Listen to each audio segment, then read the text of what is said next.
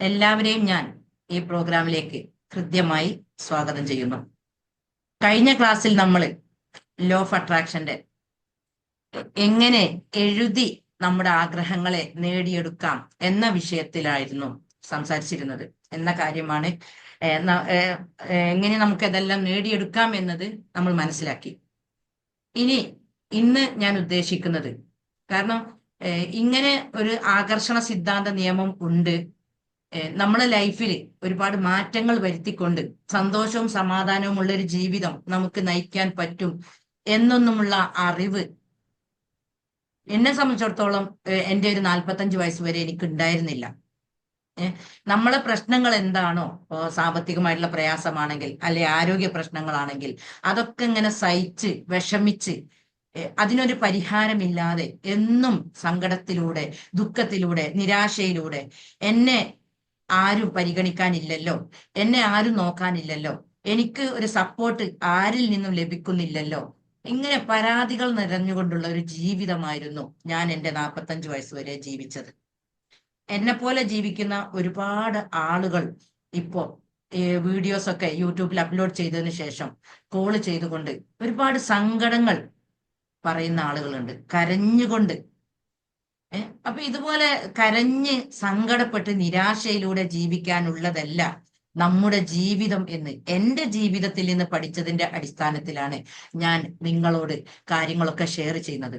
കാരണം നമ്മുടെ ലൈഫിൽ നമുക്ക് സന്തോഷം കണ്ടെത്താൻ സാധിച്ചാൽ ആരും നമുക്ക് കൊണ്ടുവന്ന് തരുമൊന്നുമില്ല, ആരും നമുക്ക് പണം കൊണ്ടുവന്ന് തരൂല, ആരും നമ്മൾക്ക് വേണ്ട ആവശ്യങ്ങളൊക്കെ നിറവേറ്റി തരാൻ നമുക്ക് ചിലപ്പോൾ ആരും ഉണ്ടാവില്ല. എങ്കിലും നമ്മൾ എത്തിയിരിക്കുന്ന ഒരു അവസ്ഥ ഉണ്ടാവും, നമ്മൾ ജീവിക്കുന്ന ഒരു ചുറ്റുപാടുണ്ടാവും. അതിൽ നിന്നുകൊണ്ട് നമ്മുടെ ലൈഫിൽ നമുക്ക് എന്തെല്ലാം വേണമോ അതെല്ലാം നേടിയെടുക്കാൻ സാധ്യമാകുന്ന ഒരുപാട് ടെക്നിക്കുകൾ നമ്മുടെ മുന്നിലുണ്ട്. അപ്പൊ അതിൽപ്പെട്ട ഒരു ടെക്നിക്കാണ് ഇന്ന് ഞാൻ നിങ്ങളെ പരിചയപ്പെടുത്തുന്നത്. കരഞ്ഞ് സങ്കടപ്പെട്ട് ദുഃഖിച്ച് നിരാശയിൽ ജീവിക്കാനുള്ളതല്ല നമ്മുടെ ജീവിതം എന്ന് ഇതൊക്കെ കേൾക്കുമ്പോൾ നിങ്ങൾക്ക് മനസ്സിലാവും. എൻ്റെ ലൈഫിലൊക്കെ എങ്ങനെയാണ് മാറ്റം വന്നത്, എവിടെ നിന്നാണ് മാറ്റം തുടങ്ങിയത് എന്ന് ഈ അനുഭവം പറയുമ്പോൾ നിങ്ങൾക്ക് നന്നായിട്ട് മനസ്സിലാവും. ഇന്ന് ഞാൻ നിങ്ങളോട് പങ്കുവെക്കുന്നത് വിഷ്വലൈസേഷൻ, അതായത് നമ്മൾ ദൃശ്യവൽക്കരണം. ഇത് എന്താണ് എന്ന് ഞാൻ നിങ്ങൾക്ക് ശരിക്കും പറഞ്ഞ് മനസ്സിലാക്കി തരും. ആദ്യം ഇത് എങ്ങനെ നമ്മുടെ ലൈഫിൽ പ്രാവർത്തികമാക്കും എന്ന് മനസ്സിലാവാൻ എൻ്റെ അനുഭവം ഞാൻ ആദ്യം പറഞ്ഞു തരാം. എങ്ങനെ ഈ ഒരു സംഭവം ഉണ്ട് എന്ന് എനിക്ക് മനസ്സിലായി. ജീവിതമാണല്ലോ നമുക്ക് ഏറ്റവും നല്ല പാഠം. ആരെങ്കിലും കഥകൾ പറഞ്ഞു തരുന്നതിലും എവിടെന്നെങ്കിലും ഒക്കെ കേട്ടതിലും അപ്പുറം നമ്മൾ അനുഭവിച്ച ജീവിതാനുഭവങ്ങൾ പങ്കുവെക്കുമ്പോൾ അതിൽ നിന്ന് അത് ശരിയാണോ തെറ്റാണോ എന്ന് നമുക്ക് മനസ്സിലാക്കാൻ പറ്റും. ഇപ്പോ നിങ്ങൾക്ക് മനസ്സിലാവാൻ വേണ്ടിയിട്ട് ഞാൻ എൻ്റെ അനുഭവം ആദ്യം പറഞ്ഞുതരാം, എന്നിട്ട് ഇതിന്റെ വ്യത്യസ്ത ഭാഗങ്ങൾ ഞാൻ ഷെയർ ചെയ്യും. എൻ്റെ ജീവിതത്തിലൊരു 6 വർഷം മുന്നേ ഇങ്ങനെ ഒരു സംഭവം ഉണ്ടെന്നൊന്നും അന്ന് അറിയൂല കേട്ടോ. ഇത് യഥാർത്ഥ ഒന്നും അറിയില്ല. ഈ ആകർഷണ സിദ്ധാന്ത നിയമം ഉണ്ട്, വിഷ്വലൈസേഷൻ അതിന്റെ ഒരു ടെക്നിക്കാണ്, ഒന്നും അറിയാത്ത ഒരു സമയത്ത് എൻ്റെ മോന് 9ൽ പഠിക്കുമ്പോ, വലിയ മോന്, അവന് ഇതുപോലെ ഫോൺ വേണമെന്ന് ആവശ്യപ്പെട്ടുകൊണ്ട് ഭയങ്കരമായിട്ട് വാശി പിടിച്ച് അങ്ങനെ ഒരു ദിവസം ഒന്നും ഭക്ഷണം കഴിക്കാതെ ഫുള്ള് നിന്ന് പിറ്റേ ദിവസം ഒരു ഉച്ച സമയം ആയപ്പോ, കാരണം ഞാൻ ഇങ്ങനെ വാശി പിടിക്കുകയാണെന്ന് അതിന്റെ ബാക്കിലൊന്നും പോവാൻ തയ്യാറാവുകയില്ല. അവരുടെ വാശി എന്നാണോ ശരിയാവുന്നത് അങ്ങനെ ഒരു തിരിച്ചു വരുന്നുള്ള ഒരു നിലക്ക് ഓരോരുത്തരും ഓരോ ക്യാരക്ടറാണല്ലോ. എന്റെ പ്രകൃതി ഇങ്ങനെയാണ്. അപ്പൊ ഞാൻ അത് ബാക്കിൽ പോയി ഭക്ഷണം കഴിക്കും മോനെ എന്നൊന്നും പറയാനോ നിർബന്ധിക്കാനോ ഒന്നും പോയില്ല. എപ്പോഴാണോ അവന് വിശക്കുന്നത് അപ്പോൾ തിരിച്ചു വരുന്നത് നമുക്കറിയാം. അങ്ങനെ പിറ്റേന്ന് ഒരു ദിവസം ഫുള്ള് പട്ടിണി കിടന്ന പിറ്റേന്നാണ് അവന് എവിടെ ഭക്ഷണം ചോദിച്ചു വരുന്നത്. അപ്പൊ ഞാൻ പറഞ്ഞു മോനെ അടുക്കളയിലുണ്ട്. അപ്പൊ അവര് ലേശം ദേഷ്യത്തിലാവുമ്പോൾ നമ്മളും വിട്ടുകൊടുക്കാൻ പറ്റൂലല്ലോ. ഞാനും കുറച്ച് ഗൗരവത്തിൽ ഞാൻ പറഞ്ഞു അടുക്കളയിലുണ്ട്, വേണേ പോയി കഴിച്ചോന്ന് പറഞ്ഞു. അപ്പൊ അവൻ ആ വിഷപ്പോടെ അടുക്കളയിലേക്ക് വന്നപ്പോ ഗ്യാസുമേല് ഒരു പാമ്പ് നിൽക്കുന്നതാണ് അവൻ കണ്ടത്. പാമ്പാണോ ചേരയാണോ എന്ന് അറിയില്ല, ഓൻ പറഞ്ഞു പാമ്പാണ്. അങ്ങനെ ഓന് പെട്ടെന്നൊരു സൗണ്ട് ഉണ്ടാക്കുന്നതാണ് ഞാൻ കേൾക്കുന്നത്. അപ്പോ നിങ്ങൾക്ക് മനസ്സിലാക്കാൻ പറ്റും അന്നത്തെ അടുക്കള ഏത് അവസ്ഥയിലായിരുന്നു എന്നുള്ളത്. അപ്പൊ ഞാൻ അവന് സൗണ്ട് ഉണ്ടാക്കിയപ്പോ ഞാൻ എന്തേന്ന് ചോദിച്ചു. അപ്പോഴും ഞാൻ അടുത്തേക്കൊന്നും പോയില്ല. അപ്പൊ അവൻ പറഞ്ഞു, അടുക്കളയിൽ ഒരു പാമ്പുണ്ട്, ചേരയാണോ പാമ്പാണോ അറിയില്ല, ഏതായാലും എന്നെ കൊള്ളം ഇങ്ങോട്ട് വന്ന് ഞാൻ ഇതിന്റെ അടുത്തേക്ക് വന്നപ്പോഴാണ്. അതുകൊണ്ടാണ് ഞാൻ സൗണ്ട് ഉണ്ടാക്കിയത്. അങ്ങനെ ഞങ്ങൾ പോയി നോക്കിയപ്പോ സാധനം കാണുന്നില്ല. അപ്പോഴത്തെ രക്ഷപ്പെട്ടിനി. അപ്പൊ അന്നാണ് എനിക്ക് നല്ലൊരു അടുക്കള ഉണ്ടാവണം, അതുപോലെ പല ജീവികളും കയറി വരുന്ന ഒരവസ്ഥയിലായിരുന്നു അന്നത്തെ അടുക്കള. അന്ന് എനിക്ക് ഭയങ്കരമായിട്ട് എൻ്റെ കുട്ടി ഇങ്ങനെ ഒരു അനുഭവം പറഞ്ഞപ്പോ അത് പേടിക്കുകയും ചെയ്ത് അതിനുള്ളതൊക്കെ ചെയ്തു കൊടുത്ത്. അപ്പൊ എനിക്ക് ഒരു ആഗ്രഹം വന്നു ആ സമയത്ത്. നല്ല ഒരു ജീവിയും കയറാത്ത രൂപത്തിലുള്ള ഒരു അടുക്കള വേണം എന്ന ഒരു അതിയായ ആഗ്രഹം, ആ ഒരു അനുഭവം ഉണ്ടായതിനു ശേഷം എനിക്ക് ഫീൽ ചെയ്തു. അങ്ങനെ ഞാന് യാതൊരു മാർഗമില്ല, അന്നൊന്നും ചെലവിന് പോലും, നിത്യ ചെലവിന് വരെ പൈസ ഇല്ലാതെ കഷ്ടപ്പെടുന്ന ഒരു സമയം. പക്ഷെ ആ ഒരു അവസ്ഥയിലാണെങ്കിലും ഞാൻ മനസ്സിൽ സ്വപ്നം കാണാൻ തുടങ്ങി. ഞാൻ മനസ്സിൽ വിഷ്വലൈസ് ചെയ്യാൻ തുടങ്ങി. ഇങ്ങനെ ചിത്രരൂപത്തിലൂടെ ഞാൻ കാണാൻ തുടങ്ങി. എൻ്റെ ആകെ 3.25 സെന്റ് സ്ഥലമാണ്. ഞാൻ എപ്പോഴും പറയലുണ്ട്, അതിലൊന്നും എനിക്കൊരു വിഷമമൊന്നും ഇല്ല കേട്ടോ. അൽഹംദുലില്ലാ, അതിലൊക്കെ ഭയങ്കര സന്തോഷത്തിലാണ് ജീവിക്കുന്നത്.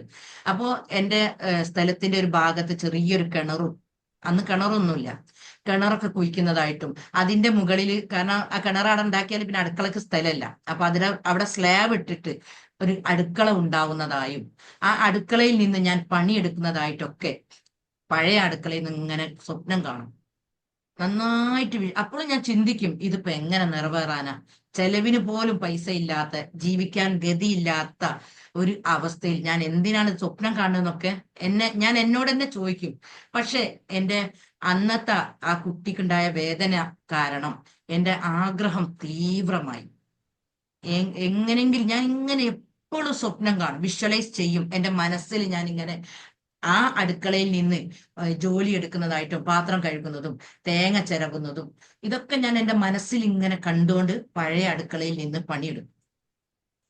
അപ്പോ ആ യാഥാർത്ഥ്യം, ആ ഒരു ആഗ്രഹം, തീവ്രമായ എൻ്റെ ആഗ്രഹം വിഷ്വലൈസ് ചെയ്തപ്പം എൻ്റെ മനസ്സിൽ ഞാൻ തീവ്രമായി ചിത്രരൂപത്തിൽ കണ്ടപ്പോൾ, ഇതാണ് വിഷ്വലൈസേഷന്റെ ഒരു സംഗതി. കാരണം നമ്മളെ ഉപബോധ മനസ്സിന് നമ്മൾ എന്താണോ കൊടുക്കുന്നത്, തീവ്രമായി ആഗ്രഹം ചിത്രരൂപത്തിൽ നമ്മൾ എന്താണോ കൊടുക്കുന്നത്, അത് നമ്മുടെ ജീവിതത്തിൽ റിയൽ ആയിട്ട് സംഭവിക്കും എന്നതിന്റെ ഒരു അനുഭവമാണ് ഞാൻ ഇപ്പോൾ നിങ്ങളോട് പറയുന്നത്. അങ്ങനെ ഞാൻ ഓരോ ജോലികൾ അതിൽ നിന്ന് ചെയ്യുന്നതും ആ കിണറിൽ നിന്ന് വെള്ളം കോരുന്നതും ഒക്കെ ഞാൻ അങ്ങനെ സ്വപ്നം കാണും, തീവ്രമായിട്ട് കാണും. അപ്പോൾ ഞാൻ ചിന്തിക്കും, എങ്ങനെ നിറവേറാനാ? ഹസ്ബൻഡിന് കാര്യമായിട്ട് ഒരു ജോലിയില്ല, രണ്ടാളും ചെറിയ രൂപത്തിൽ പ്രൈവറ്റ് ആയിട്ട് ജോലി ചെയ്യുന്നുണ്ടെങ്കിലും അതൊന്നും ഇന്നത്തെ കാലത്തെ ചെലവല്ലേ, രണ്ടറ്റം മുട്ടിക്കാൻ വളരെ പ്രയാസപ്പെടുന്ന ഒരു അവസ്ഥയിലാണ്. പക്ഷെ സ്വപ്നം ഞാൻ കൈവിട്ടില്ല. ആ സ്വപ്നം പിന്നെ എങ്ങനെയാണ്, ആ ആഗ്രഹം, തീവ്രമായ ആഗ്രഹം എങ്ങനെയാണ് നിറവേറിയത് എന്ന് ഞാൻ പറഞ്ഞു തരാം. കാരണം ഞാനൊരു ഹോസ്റ്റലിലായിരുന്നല്ലോ പഠിച്ചിരുന്നത്. കുറെ ഫ്രണ്ട്സുകളുണ്ട്, നല്ല പണക്കാരായ ഫ്രണ്ട്സുകളാണ് എനിക്കൊക്കെ ഉള്ളത്. പക്ഷെ എല്ലാവരും പരസ്പരം പോകും, ഞാനും അവരൊക്കെ വീടുകൾ കാണാൻ പോകും. ഞാൻ ആരോടും എൻ്റെ വീട്ടിലേക്ക് ഞാൻ ആരും ക്ഷണിക്കാറില്ല. അപ്പൊ അവര് ഈ ഫ്രണ്ട്സുകൾ ഇങ്ങനെ സംസാരിക്കും, എന്താ മുബീന മാത്രം നമ്മളെ ക്ഷണിക്കാത്തത്, അവൾക്ക് എന്തോ പിഴവുണ്ടോ, അവൾക്ക് എന്തോ പ്രശ്നങ്ങളുണ്ടോ എന്ന് അവരിങ്ങനെ ചർച്ച ചെയ്യാറുണ്ട്. പക്ഷെ അതൊന്നും ഞാൻ അറിയില്ല. അങ്ങനെ ഞാൻ ആ സ്വപ്നം കാണുന്ന ആ സമയത്ത് എൻ്റെ ഒരു ഫ്രണ്ടിന്റെ മോളെ കല്യാണം, എൻ്റെ പ്രദേശത്തിന്റെ കുറച്ച് അപ്പുറത്തായിക്കൊണ്ട് ഒരു 10 കിലോമീറ്റർ അപ്പുറമായിട്ട് ഒരു വീട്ടില് എൻ്റെ ഫ്രണ്ടിന്റെ മോളെ കല്യാണം ഉണ്ടായി. അപ്പൊ ആദ്യ പ്ലാൻ ഇട്ടിട്ടാണ് വരുന്നത്, എൻ്റെ വീട്ടിലേക്ക് വരണം എന്നുള്ളത്. അങ്ങനെ ഞാനും ആ കല്യാണത്തിന് പോയ സമയത്ത് ഭക്ഷണം കഴിച്ചു കഴിഞ്ഞപ്പം അവര് പറഞ്ഞ്, ഞങ്ങൾ എല്ലാവരും നിന്റെ വീട്ടിലേക്ക് വരികയാണ്. അപ്പൊ ഇങ്ങോട്ട് ആവശ്യപ്പെടുമ്പോ നമുക്ക് വരണ്ട എന്ന് പറയാൻ പറ്റൂലല്ലോ, അവര് മോശല്ലേ. അപ്പൊ ഞാൻ അവരോട് പറഞ്ഞു, നിങ്ങൾ വിചാരിക്കുന്ന രൂപത്തിലൊന്നല്ല എൻ്റെ അവസ്ഥ, നിങ്ങൾ ഞെട്ടിപ്പോവും, അതുകൊണ്ട് നിങ്ങൾ വരാതിരിക്കുന്നതാണ് നല്ലത് എന്ന് ഞാൻ അവരോട് സന്തോഷത്തോടെ പറഞ്ഞെങ്കിലും അവരത് സ്വീകരിച്ചില്ല. ആ ഉടനെ തന്നെ കാറൊക്കെ ഉള്ള ആളുകളാണ് അവര്. ആ കാറിലും പിന്നെ വണ്ടിയില്ലാത്തൊരു ഓട്ടോ ആയിട്ട് എൻ്റെ വീട്ടിലേക്ക് വന്ന് കണ്ടപ്പോഴാണ് അവർക്ക് അത്ഭുതമായത്. ആ നിമിഷത്തിൽ തന്നെ അവരെനിക്ക് ഒരു സംഖ്യ തരികയും പിന്നെ അവർ തീരുമാനമെടുത്ത്, ഇവളെ ഇങ്ങനെ വിട്ടാ പറ്റൂല എന്ന്. അങ്ങനെ അവര് തീരുമാനമെടുത്തതിന്റെ അടിസ്ഥാനത്തിൽ അവര് ഫ്രണ്ട്സ് ഒന്നിച്ച് എനിക്ക് അവരെന്നെ വീടൊക്കെ ഫുള്ളാക്കി തന്നു, ഒരു കിണറൊക്കെ കുത്തി തന്നു. അൽഹംദുലില്ലാ, നല്ലൊരു അവസ്ഥയിലേക്ക് ഞാൻ എന്താണോ വിഷ്വലൈസ് ചെയ്തത് ഞാൻ എന്താണോ എൻ്റെ മനസ്സിൽ കണ്ടത് അതാണ് യാഥാർത്ഥ്യമായിട്ട് പിന്നെ എനിക്ക് പുലർന്നത്. അപ്പൊ എനിക്ക് മനസ്സിലായ ഒരു സത്യം എന്ന് പറഞ്ഞാൽ നമ്മൾ ഇങ്ങനെ നമ്മളെ പാസ്റ്റ് അനുഭവങ്ങൾ മനസ്സിലിട്ട് താലോലിക്കുന്നതിന് പകരം ഇപ്പം ഈ വീഡിയോസ് ഒക്കെ ഇട്ടപ്പോ ഒരുപാട് ആളുകൾ കരയുന്ന, സങ്കടപ്പെടുന്ന, ആരും നോക്കാനില്ല, ഒറ്റപ്പെട്ട ഒരു അവസ്ഥയിലാണ് ജീവിക്കുന്നത്. ഞാനും അങ്ങനെ തന്നെയായിരുന്നു കേട്ടോ ഒരു ടൈമിലുണ്ടായിരുന്നത്. ഇത്തരം അറിവുകളാണ് എന്നെ എന്തോ ഒരു ഇതിട്ടുന്നല്ലോ, വണ്ടർഫുൾ, ഓക്കെ, ഇത്തരം അറിവുകളാണ് എന്നെയൊക്കെ എനിക്ക് ലൈഫ് തിരിച്ചു കിട്ടിയത്. അതുകൊണ്ടാണ് ഞാൻ എൻ്റെ മുന്നിലുള്ള സമൂഹത്തോട് സ്നേഹത്തോടെ സന്തോഷത്തോടെ അനുഭവങ്ങൾ പങ്കുവെക്കും. അങ്ങനെ ഈ വിഷ്വലൈസേഷൻ എന്നുള്ളത് വലിയ ഒരു ടെക്നിക്കാണ്, നമ്മുടെ ലൈഫിനെ മാറ്റിമറിക്കുന്ന. അതിന് കണ്ടീഷൻ ഉണ്ട്. നമ്മളെ പാസ്റ്റ് അനുഭവങ്ങൾ നമ്മൾ ഇങ്ങനെ മനസ്സിലിട്ട് കൊണ്ടു നടക്കുമ്പോൾ, ഇപ്പൊ എൻ്റെ ലൈഫിലും എൻ്റെ മോന്റെ ആ അനുഭവം ഉണ്ടാവുന്നത് വരെ ഞാനും ഉണ്ടായിരുന്നത് ഇങ്ങനൊരു വീട് ശരിയാക്കാനുള്ള പൈസ ഇല്ലല്ലോ, എങ്ങനെയാണ് ഇപ്പൊ ഇത് മുഴുവനാവുക, എവിടുന്നും ഒരു സഹായവും ഇല്ലല്ലോ എന്നിങ്ങനെ പരാതികൾ നിറഞ്ഞുകൊണ്ടുള്ള ഒരു അവസ്ഥയായിരുന്നു ഞാനും കൊണ്ടു നടന്നിരുന്നത്, എൻ്റെ മനസ്സിലെ ചിന്തകൾ മുഴുവനും. പിന്നീട് ആ അനുഭവം ഉണ്ടായപ്പോഴാണ് അറിയാതെ എൻ്റെ ചിന്തകൾ മാറിയത്. എനിക്ക് നല്ലൊരു വീടുണ്ടാവണം, നല്ലൊരു അടുക്കള ഉണ്ടാവണം, എൻ്റെ മക്കളെ മാന്യമായിട്ട് എനിക്ക് വളർത്താൻ കഴിയണം. പലപ്പോഴും ഈ ഡോഗൊക്കെ ഉള്ളിൽ നിന്ന് ഇറങ്ങിപ്പോകുന്നത് കാണലുണ്ട്. ആ ഒരു അവസ്ഥയായിരുന്നു അന്നത്തെ ഉണ്ടായിരുന്നത്. അപ്പൊ ഇങ്ങനെയൊന്നുമല്ലാതെ ഭദ്രമായി ചെറിയതാണെങ്കിലും ഒരു അടച്ചുറപ്പുള്ള ഒരു അടുക്കള എനിക്ക് ഉണ്ടാവണം എന്നിങ്ങനെ മാറി ചിന്തിച്ചപ്പോ, ലൈഫിലെ പ്രശ്നങ്ങൾ മാറ്റിക്കൊണ്ട്, വേസ്റ്റ് തോട്ട് മാറ്റിക്കൊണ്ട് ഒരു ഫ്യൂച്ചർ ലക്ഷ്യം മനസ്സിൽ കണ്ടുകൊണ്ടുള്ള ഒരു ചിന്ത ഉണ്ടായപ്പോൾ എൻ്റെ ലൈഫിൽ മാറ്റമുണ്ടായി. ഒരുപാട് ആളുകൾ പറയുന്ന ഒരു സംഗതിയാണ്, ഞാൻ ഒറ്റക്കാണ്, എനിക്ക് ആരും സപ്പോർട്ടും ഇല്ല, എന്നെ സഹായിക്കാൻ ആരുമില്ല. ഇന്ന് മോർണിംഗ് മെഡിറ്റേഷനിൽ കൂടി ഞാൻ അങ്ങനെ ഒരു സംസാരം കേട്ടു. ശരിയാണ്, നമുക്ക് അങ്ങനെ തോന്നും. പക്ഷെ നമ്മൾ നമ്മുടെ ഉള്ളിലുള്ള എനർജിയെ, ആത്മാവിനെ കണ്ടെത്തുമ്പോൾ നമുക്ക് നമ്മുടെ സൃഷ്ടാവുണ്ട്. ഓരോ വ്യക്തിയും അവനവൻ വിശ്വസിക്കുന്ന ഒരു തിയറി ഉണ്ടാവും, ഒരു ദൈവം ഉണ്ടാവും. ആ ഒരു ദൈവത്തെ, ദൈവികമായിട്ടുള്ള ചിന്തകൾ, എനിക്ക് ആരും വേണ്ട, എനിക്ക് ഞാൻ തന്നെ മതി എന്ന ചിന്ത എപ്പോ വരുന്നുവോ അവിടെയാണ് നമുക്ക് മാറ്റം വരുന്നത്. അപ്പോ ഈ വിഷ്വലൈസേഷനുമായിട്ട് ബന്ധപ്പെട്ടുകൊണ്ട് സംസാരിക്കുമ്പോൾ, അതായത് ദൃശ്യവൽക്കരണം ഇപ്പോ ഒരാൾക്കൊരു വീട് വേണം, അല്ലെങ്കിൽ ജോലിയിൽ അഭിവൃദ്ധി ഉണ്ടാവണം, ആരോഗ്യം മെച്ചപ്പെടണം, എല്ലാത്തിനും ഈ ടൂള് നമുക്ക് പ്രയോഗിക്കാൻ കഴിയും. ഇന്ന സംഗതിക്ക് മാത്രം എന്നില്ല. എന്താണോ നമ്മുടെ ലൈഫിൽ ഓരോ വ്യക്തിയും നേരിടുന്ന പ്രശ്നം എന്താണോ അത് ബേസ് ചെയ്തുകൊണ്ട് നമുക്ക് അതിനൊരു പരിഹാരം ഉണ്ടാവണം എന്ന് നമ്മൾ ചിന്തിക്കുമ്പോൾ, പിന്നെ നമ്മുടെ ചിന്തകളെ മാറ്റിക്കൊണ്ട് ആ ആഗ്രഹം നേടിയതായും അത് നമ്മുടെ ലൈഫിൽ പുലർന്നതായും വിഷ്വലൈസ് ചെയ്തുകൊണ്ട്, ദൃശ്യവൽക്കരണം നടത്തിക്കൊണ്ട് നമ്മൾ ജീവിതത്തെ തിരിച്ചു പിടിക്കുമ്പോൾ നമ്മുടെ ആഗ്രഹങ്ങളെ നന്നായി മനസ്സിൽ, അത് മാത്രമേ പിന്നെ നമ്മുടെ മനസ്സിൽ ചിന്ത ഉണ്ടാകാവൂ. നമ്മുടെ പ്രശ്നം എന്താണോ അത് പരിഹരിച്ചതായി മാത്രം ചിന്തിച്ചുകൊണ്ട് നമ്മുടെ ലൈഫിനെ നമുക്ക് തിരിച്ചു പിടിക്കാൻ കഴിയും. ഇതാണ് ഈ ഉപബോധ മനസ്സിന്റെ ഭാഷ എന്താണ് ഞാൻ എപ്പോഴും പറയാറുണ്ട്.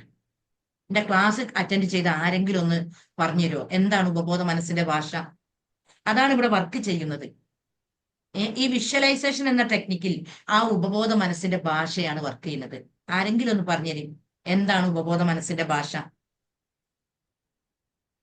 ഇമാജിൻ അല്ലേ? Imagine, image and emotion, feelings. ഇപ്പോ എത്രയോ ആളുകൾ ഒരുപാട് ആഗ്രഹങ്ങൾ മനസ്സിൽ കൊണ്ട് നടക്കുന്നുണ്ട്, അവരുടേതൊന്നും റിയൽ ആയിട്ട് സംഭവിക്കുന്നില്ല. ഇപ്പൊ ചില ആളുകൾ പറയും ഈ ആകർഷണ സിദ്ധാന്തം വെറുതെ പറയാണ്, അത് മനുഷ്യന്മാരെ പറ്റിക്കാനാണ്, അതിലൊന്നും കാര്യമല്ല. അതൊക്കെ പറയുന്നവർ അങ്ങനെ പറയാനുള്ള കാരണം ശരിക്കും അവർ നമ്മുടെ എനർജിയെ, നമ്മുടെ റൂഹിനെ, ആത്മാവിനെ, നമ്മളെ ഉള്ളിലുള്ള ഈ വിൽ പവറിനെ മനസ്സിലാക്കാത്തത് കൊണ്ടാണ്, അതിനെപ്പറ്റി പഠിക്കാത്തത് കൊണ്ടാണ് ഇവരൊക്കെ ഈ രൂപത്തിൽ സംസാരിക്കുന്നത്.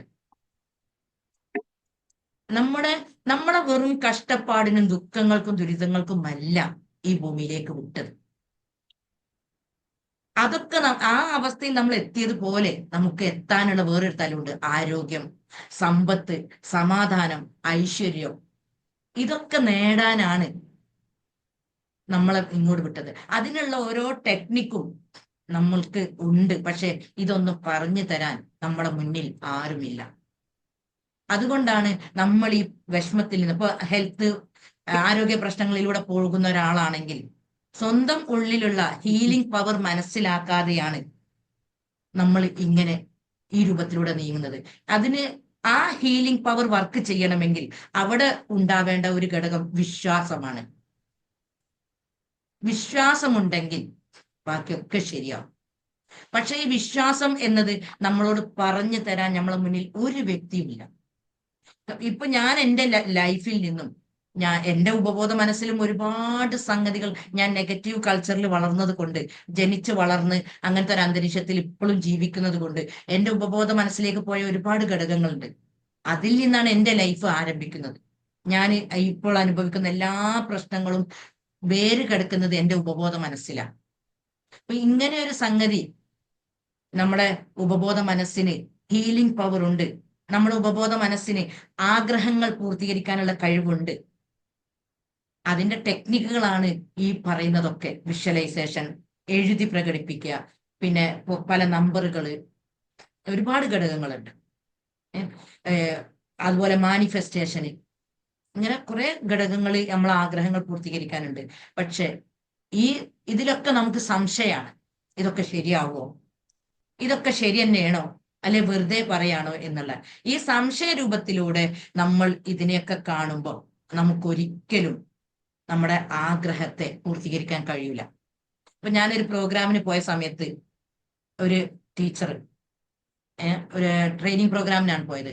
അപ്പൊ ആ ടീച്ചർക്ക് കുട്ടികളില്ല, എത്രയോ വർഷമായി കല്യാണം കഴിഞ്ഞിട്ട്. അപ്പൊ ഞാൻ ആ ടീച്ചറോട് പറഞ്ഞു, കുട്ടികളില്ലെങ്കിൽ നിങ്ങളൊരു വിഷമം കരുതണ്ട, അതിന് മൈൻഡ് ബേസ് ചെയ്തുകൊണ്ട് ഒരുപാട് ഘടകങ്ങളുണ്ട്.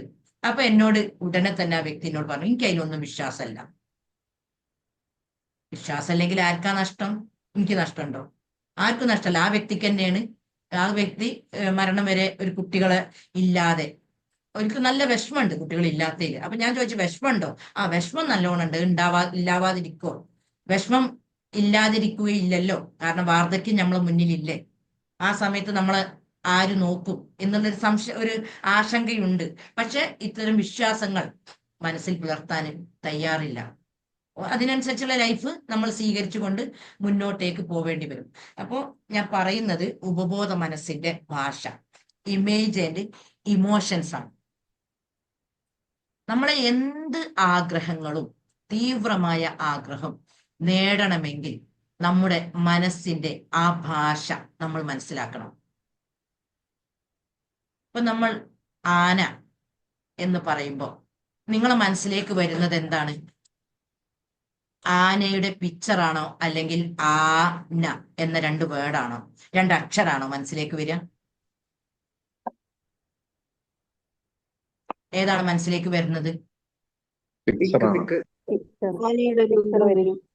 ആനന്റെ പിക്ചറാണ്. അതാണ് ഉപബോധ മനസ്സിന്റെ ഭാഷ. നമുക്ക് എന്തും നേടണമെങ്കിൽ, ഇപ്പൊ രോഗിയായ ഒരു വ്യക്തി ഒരുപാട് ഡോക്ടർമാരെ കാണിച്ചു, മരുന്ന് കഴിച്ചു, പല ടെസ്റ്റുകളും നടത്തി. അപ്പൊ ഡോക്ടർമാർ പറയുന്ന ടെസ്റ്റിലൊന്നുമില്ല, അത് സൈക്കോസൊമാറ്റിക് ആണ്. ആ വ്യക്തിയുടെ മനസ്സിനാണ് പ്രശ്നം. മനസ്സിനുള്ള ട്രീറ്റ്മെന്റ് കൊടുക്കാതെ ഇങ്ങനെ മരുന്ന് കഴിച്ച് വീണ്ടും രോഗത്തെ സ്വീകരിക്കുകയാണ് ഇങ്ങനെയുള്ള ആളുകൾ ചെയ്യുന്നത്. അപ്പോൾ അതിനുള്ള ടെക്നിക്ക്, അപ്പൊ അതുകൊണ്ടാണല്ലോ എൻ്റെ ഇത്രയും ക്ലാസ്സുകൾ അറ്റൻഡ് ചെയ്തിട്ട് ഒരുപാട് ആളുകൾ ആരോഗ്യം തിരിച്ചു കിട്ടി, ഹെൽത്ത് ഇംപ്രൂവ് ആയി, നല്ലൊരു അവസ്ഥയിലേക്ക് എത്താൻ പറ്റുന്നത് എന്തുകൊണ്ടാണ്? ഇത്തരം ടെക്നിക്കുകൾ പറഞ്ഞു കൊടുക്കുന്നത് കൊണ്ടാണ്. അല്ലാതെ മരുന്ന് മാത്രം, ഈ മരുന്ന് തന്നെയാണ് വീണ്ടും നമുക്ക് രോഗമുണ്ടാക്കുന്നത് എന്നുള്ള സത്യം തിരിച്ചറിയാത്തത് കൊണ്ട് വീണ്ടും വീണ്ടും രോഗിയായി, എന്നിട്ട് പിന്നെ അവരുടെയൊക്കെ വാർദ്ധക്യം എന്ന് പറഞ്ഞാൽ ഏത് രൂപത്തിലാ പിന്നെ കഴിയുന്നത്?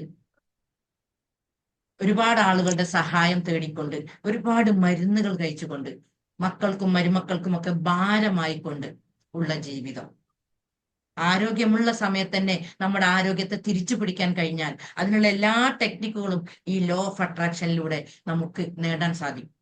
അപ്പോൾ നമ്മൾ ഇമേജ് ആയിക്കൊണ്ടും ഇമോഷൻ ആയിക്കൊണ്ടും എന്താണോ നമ്മൾ കൊണ്ട് നടക്കുന്നത് അതാണ് പിന്നെ നമ്മുടെ ലൈഫിൽ യാഥാർത്ഥ്യമാവല്. അപ്പോ നമുക്ക് പാസ്റ്റ് അനുഭവങ്ങൾ, പാസ്റ്റ് ഇമോഷൻസ്, നമ്മളെ സങ്കടപ്പെടുത്തിയ, കുറ്റപ്പെടുത്തിയ, മോശമായി ചിത്രീകരിച്ച പല സംഭവങ്ങളും നമ്മളെ ഉപബോധ മനസ്സിൽ നിറഞ്ഞു നിൽക്കുന്നത് കൊണ്ടാണ് നമ്മുടെ ലൈഫ് ബേസ് ചെയ്തുകൊണ്ട് ഒരുപാട് വിഷമങ്ങൾ.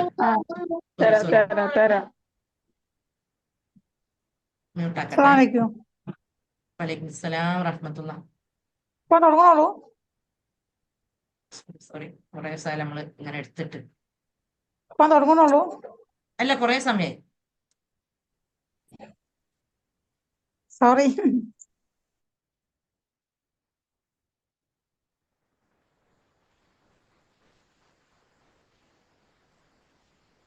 നമ്മുടെ ലൈഫ് ബേസ് ചെയ്തുകൊണ്ട് കുറെ സങ്കടങ്ങളും വിഷമങ്ങളും ഒക്കെ നമ്മുടെ മനസ്സിൽ ഉള്ളത് കൊണ്ടാണ് നമുക്ക് ഇത്തരം അറിവിലേക്ക് നമ്മൾ എത്തിപ്പെടാത്തത്.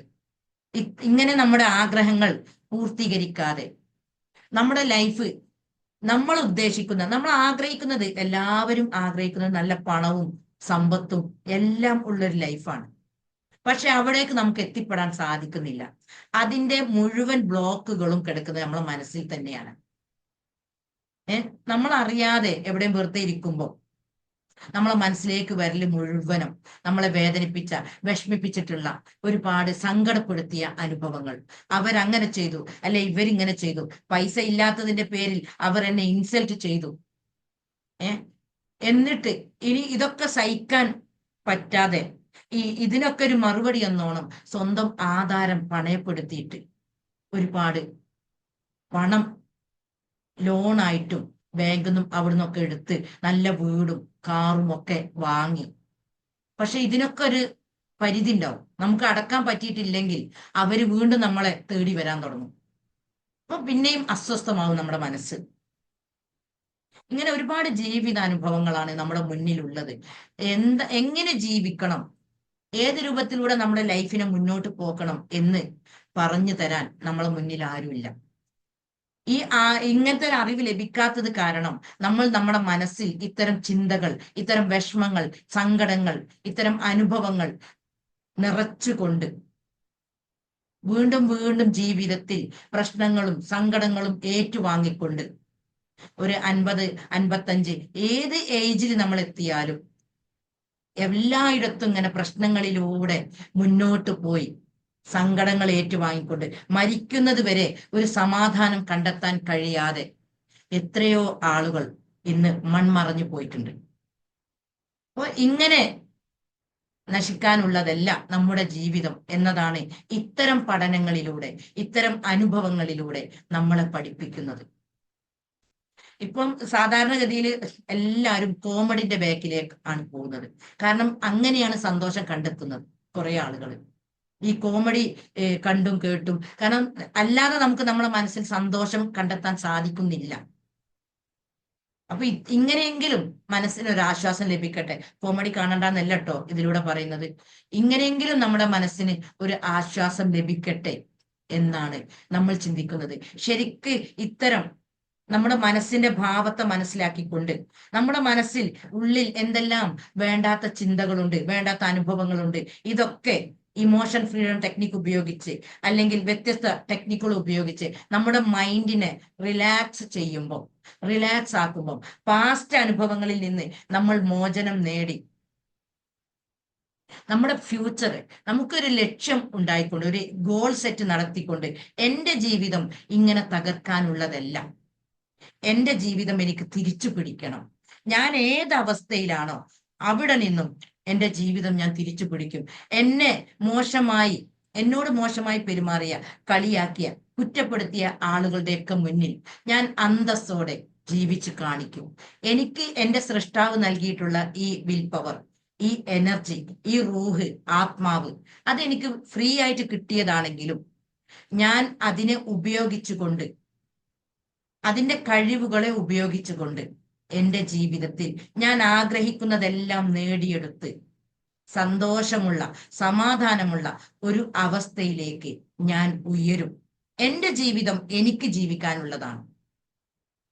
നമ്മൾ പരാതികൾ മാത്രം പറയുമ്പോൾ നമ്മുടെ ലൈഫിൽ സംഭവിച്ചു പോയിട്ടുള്ള വിഷമങ്ങളിൽ മാത്രം നമ്മൾ നിൽക്കുമ്പോൾ വീണ്ടും വീണ്ടും അത്തരം അനുഭവങ്ങൾ തന്നെയാണ് നമുക്ക് അട്രാക്ട് ചെയ്യുക. അതാണ് ഞാൻ ഇതിന്റെയൊക്കെ മുന്നത്തെ ക്ലാസ്സുകളിൽ ഞാൻ പറഞ്ഞത്. ഒരുപാട് കുടുംബങ്ങളിൽ, വ്യക്തികളിൽ പഠനം നടത്തിയതിന്റെ അടിസ്ഥാനത്തിലാണ് ഞാൻ ഈ സംസാരിക്കുന്നത്. ഒരൊറ്റ ഉദാഹരണം ഞാൻ പറഞ്ഞുതരാം. കഴിഞ്ഞ വർഷം ഭയങ്കര വിഷമങ്ങളിലൂടെ പോയ ഒരു കുടുംബം.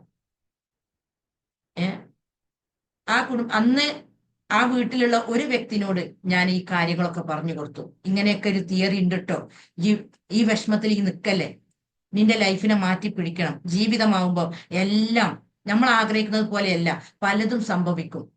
അതിൽ മാത്രം നിൽക്കുമ്പോൾ വീണ്ടും വീണ്ടും നമുക്ക് വിഷമങ്ങൾ കിട്ടുമെന്ന് ആ വീട്ടിൽ ഒരു വ്യക്തിനോട് എനിക്ക് ആ വ്യക്തി സ്ട്രെസ്സിലേക്ക് പോയി ലൈഫ് മറിയുകയാണ് എന്ന് കണ്ടപ്പോൾ ഞാൻ ആ വ്യക്തിനോട് ശരിക്ക് പറഞ്ഞ് കാര്യങ്ങൾ മനസ്സിലാക്കി അത് ഉൾക്കൊണ്ട് ആ വ്യക്തി ലൈഫിലേക്ക് തിരിച്ചു വന്നു.